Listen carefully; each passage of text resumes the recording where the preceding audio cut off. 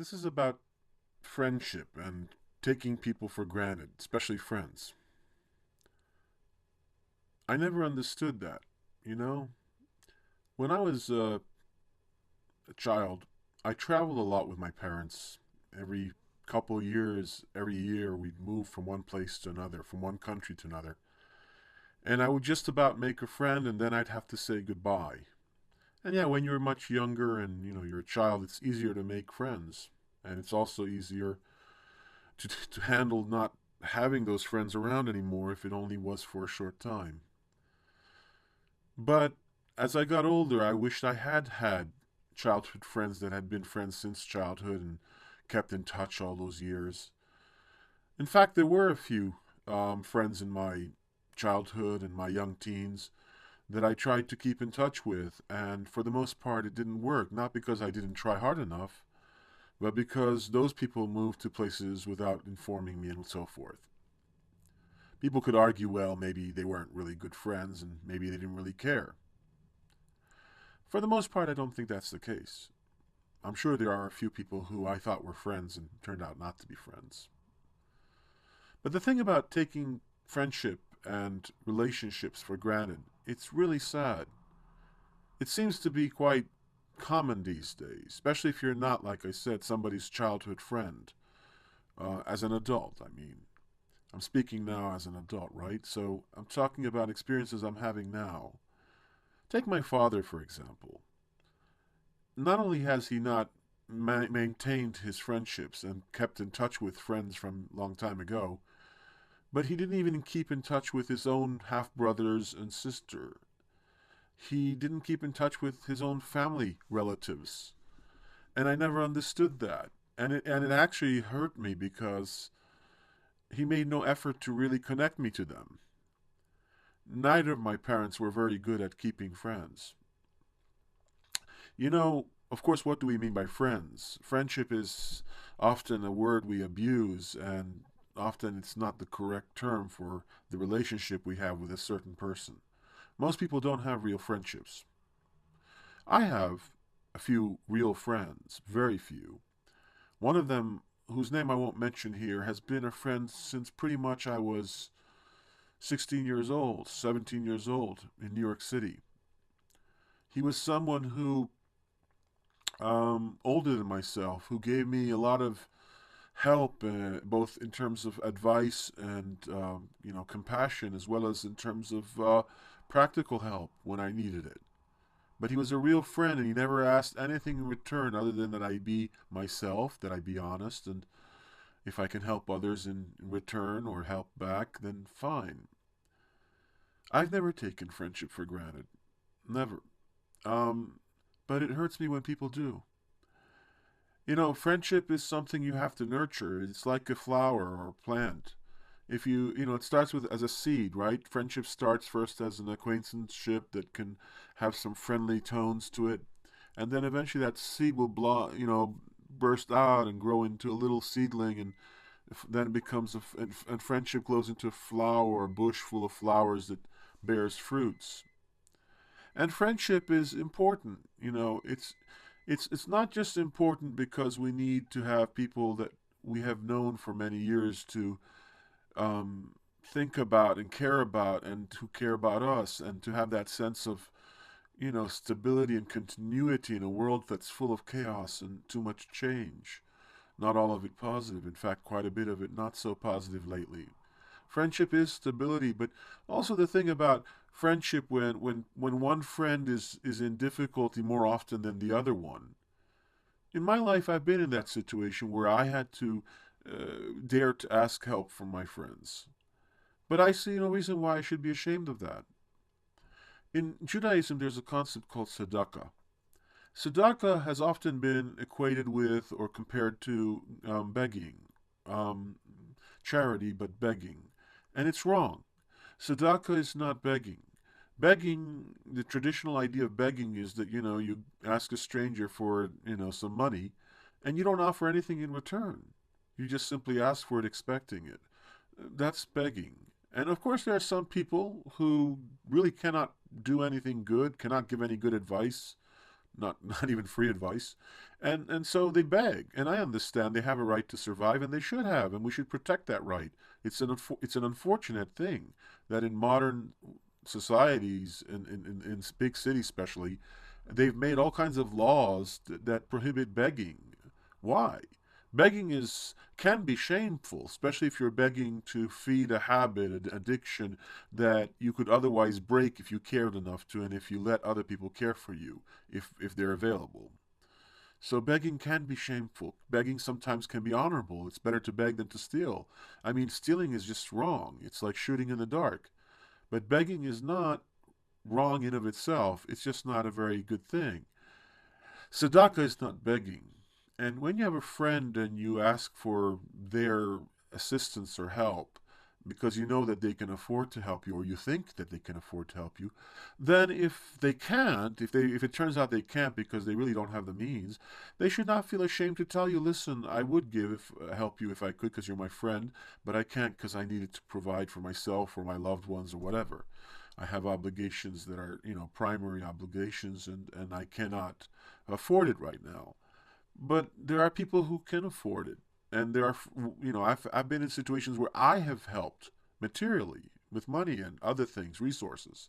I've helped people who I felt were friendly or friends, and I always, well, for the most part, I gave that help without expecting even a thank you. In fact, I get quite offended if somebody thinks that they are obliged to thank me and somehow they have to feel some kind of guilt. No. When I give, I have benefited the most. When I've been able to give, whether it's free advice or actual money or whatever, to help a homeless person or a friend, when I've given, I've done it for the most part out of my heart. And it was a great sense of fulfillment of being able to help ensure that that person doesn't die sooner than later. That's the thing. We take people for granted, and they might be alive today, but because we failed to help them enough when they were alive, they might die. And as I said, I'm not a beggar. I've never been a beggar. When I was homeless in New York and I started doing free advice, if I needed food, I would go at the end of the day to these delicatessens and food places, these restaurants and whatnot. And I knew that if I went to the manager and said, "Please, I'm hungry. Could you please give me a little slice of bread with some salt on it?" That they would give me at the end of the day bagfuls of food, and it mostly worked. This was back in New York in the 80s. Of course, with an increasing number of people who are desperate and homeless, it may not work as much. And of course, there's this idea that people who give charity, who have the means to, would rather give to an organization than take a risk trusting an individual. I think that's a mistake. There are certain individuals who certainly don't want to be in a homeless shelter or go for a charity to receive help, because some of those charities can be psychologically quite abusive, actually. And there are just special people who really have a sense of self dignity, and you can call it pride. It's just they don't want to have to ask through a charitable organization. They don't want to have to explain everything about their circumstances. Not because they're hiding anything that they should be ashamed of, not because they're closet junkies on, smoking, taking drugs, or drinking excessively. They just might not want to be put into a whole pool of people that are treated like numbers, that are treated not as individuals and not respected as such, not respected as the individuals who at times in their life have produced marvelous things, very wonderful things. So if you have a friend, a real friend, if you think you have a friend, don't take them for granted. Don't don't think that if they dare point out things to you that you find unpleasant about you or your way of behaving about friendship or about anything. If a true friend is somebody that you should not be afraid to hear their criticism, but also, mind you, even if you are a true friend and you should be able to criticize your friend in the most honest way for their benefit, even then you should be open to the possibility that you are not fully aware of their circumstances because you're not always by their side and you can't see everything that's happening. And they may have a good reason to do the things they do or be in the condition they are. They might be suffering from things you're not aware of, and or they may be doing certain things on their own behalf to benefit themselves that you're not aware of. So when you give advice to a friend and they say, "I already know that," or "Please don't be condescending," then say, "I apologize, I didn't realize you knew it." Don't be upset. if you offer advice and they say, well, I already know that, or if they say that advice doesn't apply to me. Again, friendship is invaluable. Most marriages don't have the basis of friendship. They're not born of real love. In fact, love, it comes in many forms, as we know, and there's platonic love and there's non-platonic love, etc. And there's love between family members and there's love between strangers. And when you love somebody, and that's fundamental in a friendship, you must love them. Maybe not their personality. You might love some aspects of their personality, and most of it you don't might not agree with. But you must love who they are, in spiritually. I mean, the fact that they are also in this world, and there are so many mysteries about the universe and this world that we don't know yet the answers to. The world is a mystery, and what we do know, it's always less than what there is to know. Of course, being the free advice man, people think, well, you must think you know everything or a lot. I certainly don't know everything. And in fact, the more I know, the more I realize how little I know. But what little I do know are about things that really matter, matters of consequence. On the most important questions about existence and the universe, about infinity, about love and life, about ethics, about what is correct behavior, ethical behavior, on these things I know quite a bit. And the reason I do know I know is because I've built very cautiously my edifice, my building. The construct of my arguments is based on well-grounded ideas that are based on real observations, on real things that happen, real events, real, realities. And I know certain things for sure. For example, I know that the universe of universes, regardless of if our immediate universe has had a big bang and will have a big crunch, I know that the totality of all the universes is an infinite number and eternal. It's always been that way and will always be that way. So I know that infinity exists, but that whether it's relative to our own experience or not in a direct way, but in an indirect way, it is relative. Or you could say in a direct way, because just being aware of the infinite makes you aware of the fact that everything is interconnected in some way. Everything is a mystery and has a connection. Even the things that are answered are still, in a sense, mysteries. Just because something is a mystery doesn't mean that you don't understand it. You can say, well, wait a second, isn't a mystery something you don't understand? Yes, for the most part, mysteries are things we don't understand. But even things we do understand, there's still a mystery because we can never fully understand anything. We can only understand its essence.